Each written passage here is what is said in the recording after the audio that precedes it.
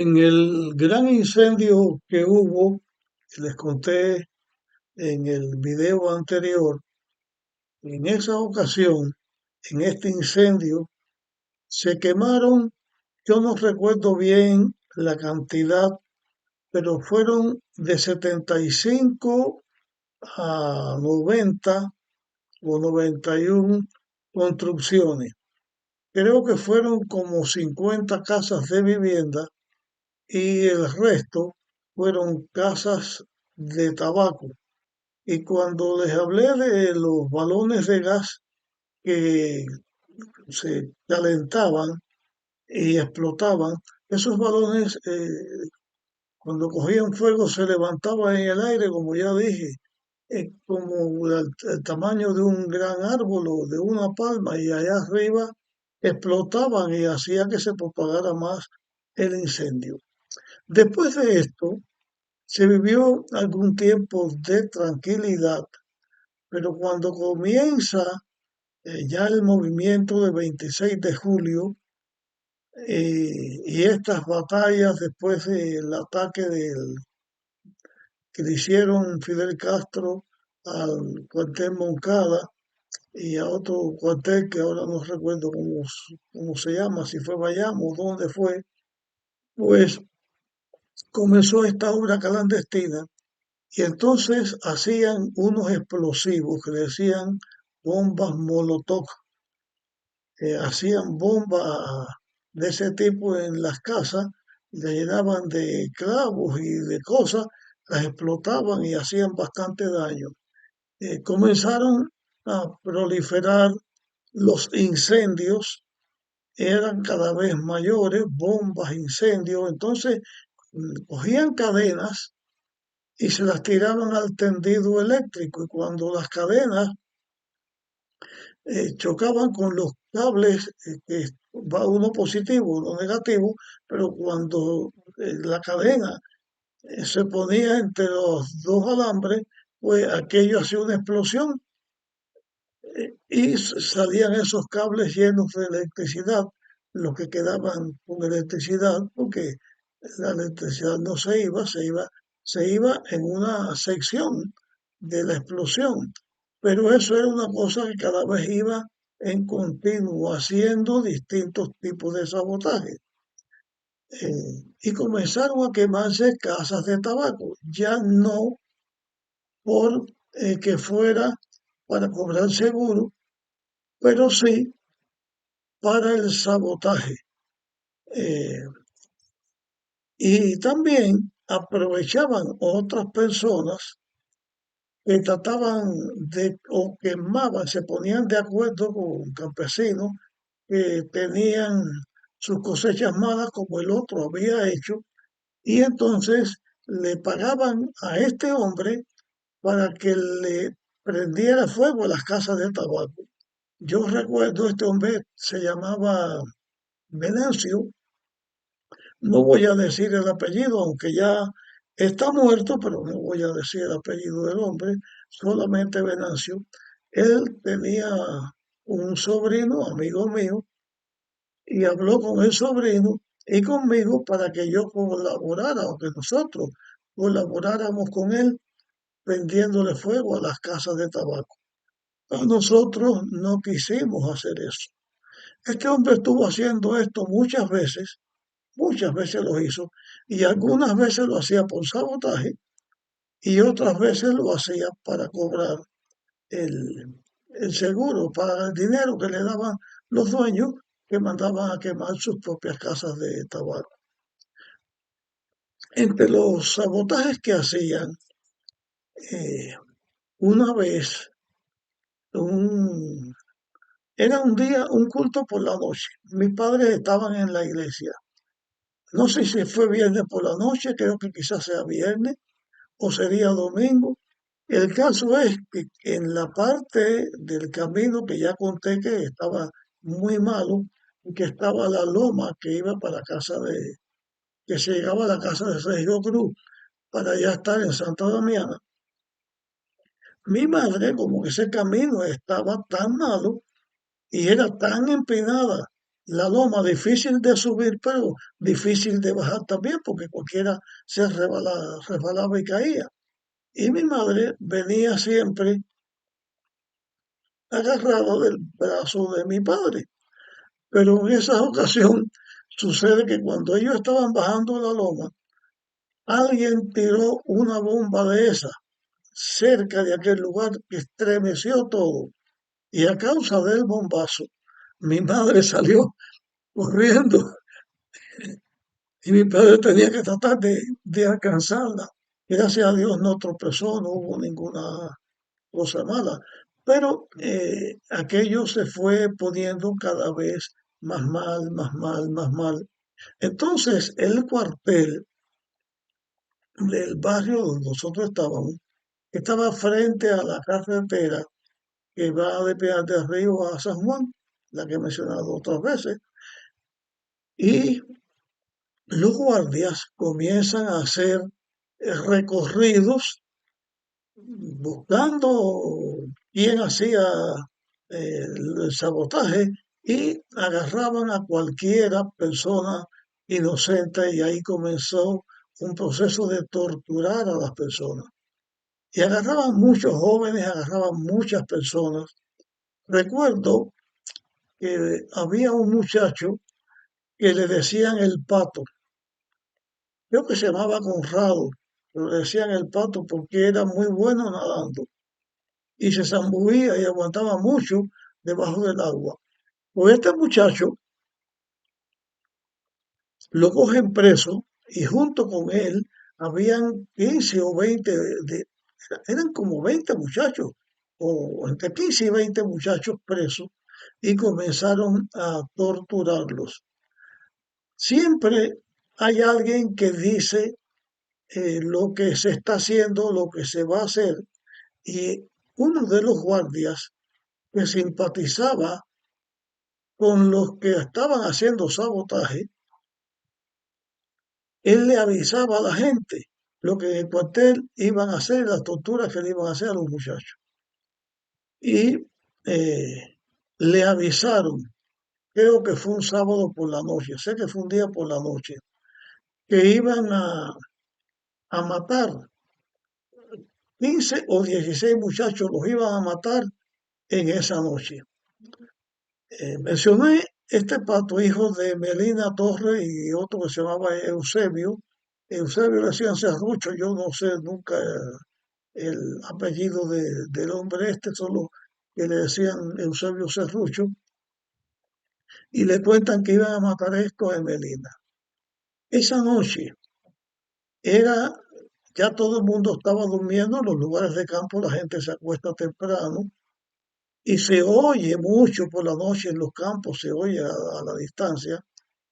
Y el cuartel estaba como a 1 kilómetro o más, depende del caserío, pero de lo que yo estoy hablando estaba un poquito más del kilómetro del caserío. Y esta señora Emelina Torres sale por la calle, por el camino a Río Seco, gritando, mujeres de Río Seco que nos matan a nuestros hijos, los van a matar, vamos al cuartel para salvar a nuestros hijos y no se queden encerradas en la casa. Y la mujer gritaba, y las mujeres, pues todas se encalorizaron y salieron. Y se juntó una cantidad de mujeres, no sé cuántas eran, serían 80 100 mujeres. El caso de las mujeres iban por aquellos campos, era campo de tiempo de tabaco también, de cosecha de tabaco. Iban gritando por todo aquel lugar hacia el cuartel. Y la gritería se hacía cada vez mayor, que matan a nuestros hijos, que matan a nuestros hijos, porque un poquito antes de que Melina comenzara su gritería y llamando a ir al cuartel a salvar a los muchachos, se sentían los golpes y los quejidos, los golpes que le daban los guardias que estaban torturando a los que estaban presos y se escuchaban los quejidos. Y cuando las mujeres aquellas llegan al cuartel, empiezan los guardias a gritar también que se vayan, que párense ahí y empiezan a disparar al aire.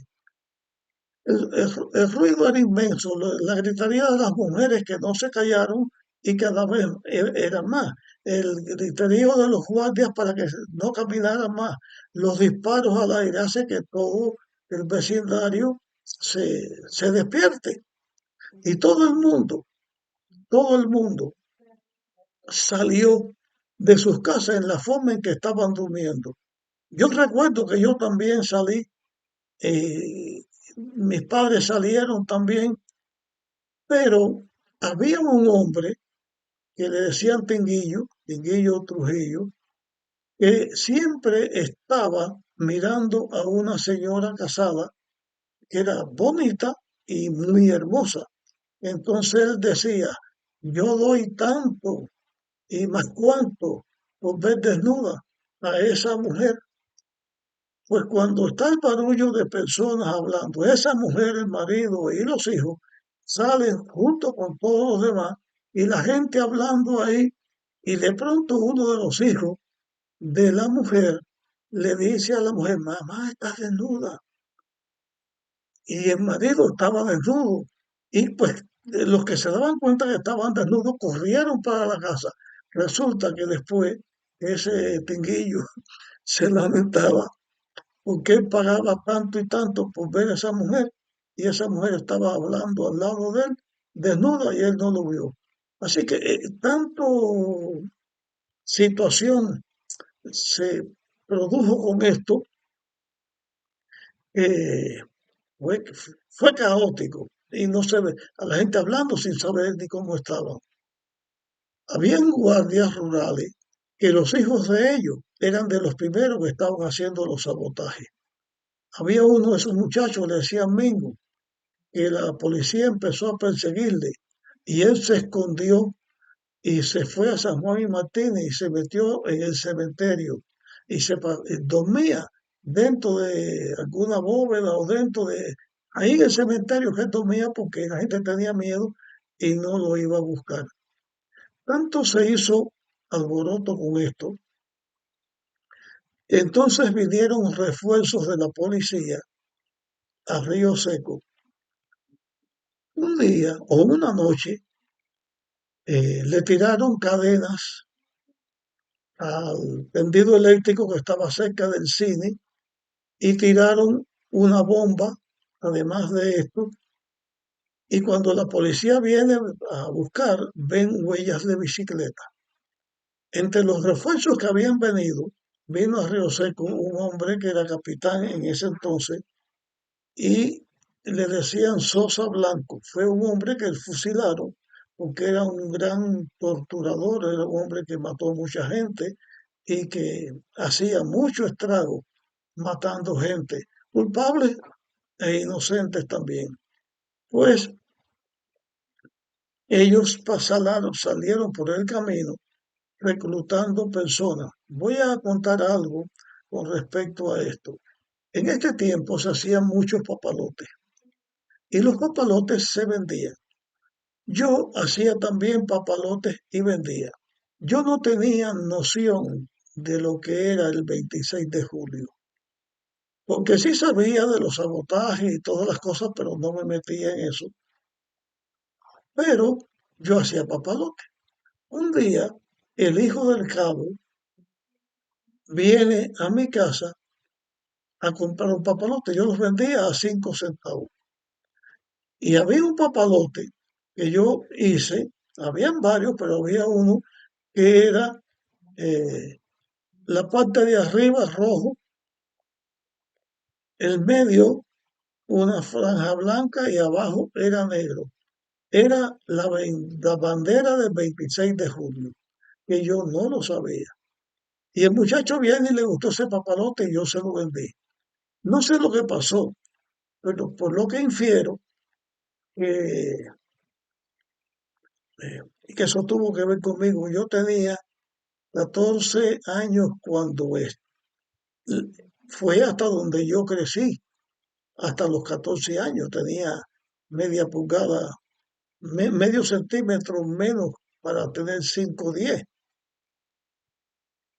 Por la mañana, cuando por el jeep de la policía sale estaba el cabo Morales, estaba Sosa Blanco y otros guardias más. Yo estoy sin camisa en el portal de la casa haciéndole un trabajo a la bicicleta que yo tenía. Y entonces el cabo paró allí y me dijo, dentro de media hora espérame en el cuartel. Y así él le decía a un montón de gente. El caso es que yo salí para el cuartel, no sabía lo que era, y salí para el cuartel. Y cuando llegué allí, empezaron a llegar gente, hombres y hombres. Vino también Lucilo Alonso, uno que era miembro de la iglesia de Santa Damiana, y eh, nos juntaron 41 hombres. Nos pasaron para el patio interior del cuartel, que era bastante grande, y nos pusieron en una fila, a todos en una fila. Y cuando nos ponen en la fila, el que dirigió la palabra fue Sosa Blanco. Y recuerdo lo que él dijo. A nosotros no nos gustan los managers de café, porque los managers de café hablan mucho y lo saben todo. Y entonces dice, porque empiezan a discutir por la pelota. La pelota eran los cuatro equipos de profesionales que había en el invierno en Cuba. Era Habana, Almendares, Cienfuegos y Marianao. Y entonces dijo Sosa Blanco, dice, porque entonces viene el manager de esquina y dice, bueno, La Habana perdió anoche porque hizo tal error o porque patazo de un pelotero de Almendares y comienza a hablar así. Pero entonces de ahí mismo salta y dice, no, porque la bomba que soltaron o la bomba que tiraron o la cadena que tiraron. Y entonces salta ahí a decir que no se podía estar hablando de estas cosas, pero nos dice, pero ustedes son nuestros amigos y nosotros somos amigos de ustedes.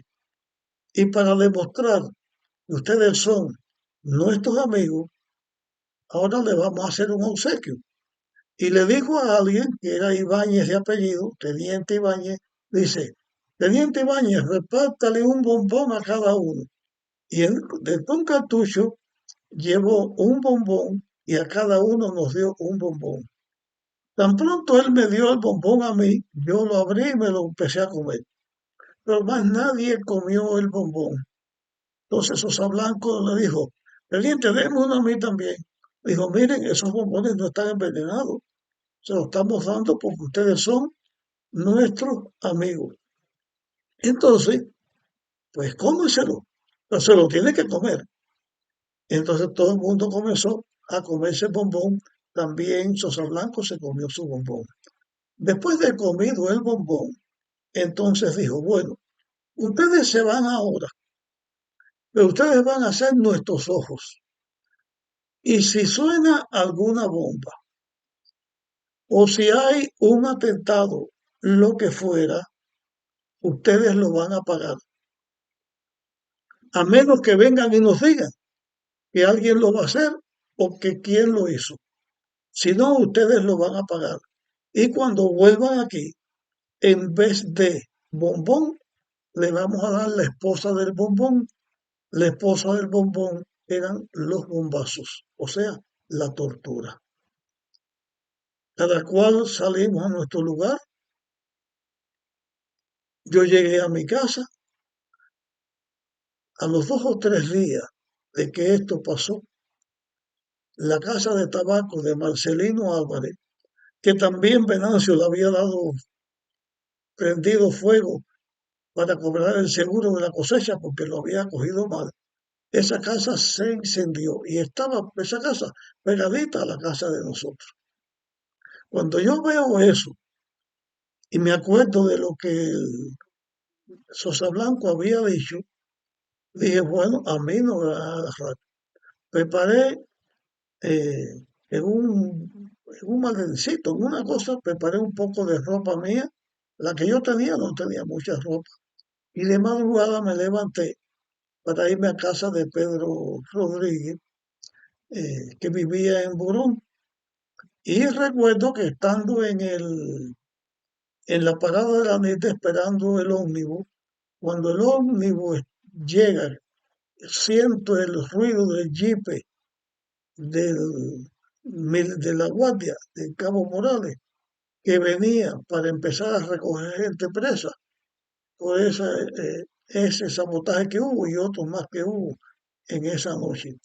Y cuando ellos estaban doblando por el camino del Río Seco, por la mitad, por el camino, y agarraron por ese camino, ya yo estaba en la guagua para irme para casa de Pedro Rodríguez. Y así llegué a casa de Pedro Rodríguez, les conté lo que había pasado y en esa casa estuve 6 meses. Por la noche, ya de noche, yo venía para la casa, para dormir. Por la mañana, tempranito, me iba para el monte, porque había un monte y en esas montañas por ahí habían rebeldes que estaban sublevados bajo las órdenes de uno que era Escalona, de Emilio Escalona, pero estaban regados en todas las montañas esas por ahí, los que estaban en guerra contra el gobierno de Batista. Entonces, como yo era de la iglesia, no quería meterme en un ejército a una guerra, pero tampoco iba a dejar que me agarraran preso y me torturaran o me mataran por una cosa que yo no había hecho. Me pasaba todo el día. Recuerdo en una ocasión que cuando ya yo estoy regresando ya al oscurecer, estaba la pareja de guardia civil, unos caballos grandes que tenían, estaba la pareja allí en casa de Pedro Rodríguez. Entonces yo me fui y me volví a meter en el monte hasta que ya se hizo más tarde y poquito a poco regresé, ya se habían ido. Me metí en el monte todo el tiempo porque de ese monte yo podía salir para o atravesar por dentro de los montes para llegar a las montañas y cosa de peligro, unirme a los que estaban alzados. A los 6 meses de estar en esta situación, Pedro Rodríguez era amigo de un senador de la República que se llamaba Pedro Menéndez. Y Pedro era amigo del senador este. Y le habló del caso mío. Dijo, mira, tengo un muchacho en la casa hace 6 meses, que él no se mete en política, él es de la iglesia, él no se mete en estas cosas, pero lo están buscando, los rurales lo están buscando porque eh, por estar metidos en estas situaciones. Así que habla con el cabo y dile que deje el muchacho volver a su casa, que él no tiene que ver nada con esto. Como que el senador de la República habló a favor mío, entonces el cabo Morales le dijo a Pedro Rodríguez, o uno de ellos le dijo a Pedro Rodríguez, que me dijera que fuera para mi casa, que no se iba a meter conmigo, que ellos sabían que yo no me metía en eso, porque era de la iglesia. Decía Cabo Morales, de la iglesia de los que duermen parados, porque cuando él pasaba por la iglesia, estaban orando de pie ahí, veía que todo el mundo con los ojos cerrados, y para un se decía los que duermen parados. Y así pude volver a mi casa eh, y no tuve problema. Después, más adelante, en otro video, le voy a contar lo que pasó conmigo eh, con respecto a estas situaciones que eh, estaban sucediendo. Pero eso lo voy a decir un poco más adelante. Hasta aquí llegamos con este video. Espero que les sirva de utilidad de alguna manera. Y también con un consejo final que doy. Bardo, Osmar Bento, el Periquillo y yo éramos tontos, porque éramos muchachos, adolescentes, llegando a la juventud, y todas las noches salíamos, cuando no se podía estar saliendo. Y cuando el jeep venía de la policía, nosotros lo sentíamos, nos escondíamos para que no nos vieran. Y eso fue una imprudencia. Gracias a Dios que no tuve que lamentar, pero por poco me cuesta la vida. Después, después vamos a hablar un poquito más de esto. Bueno, hasta aquí llegamos.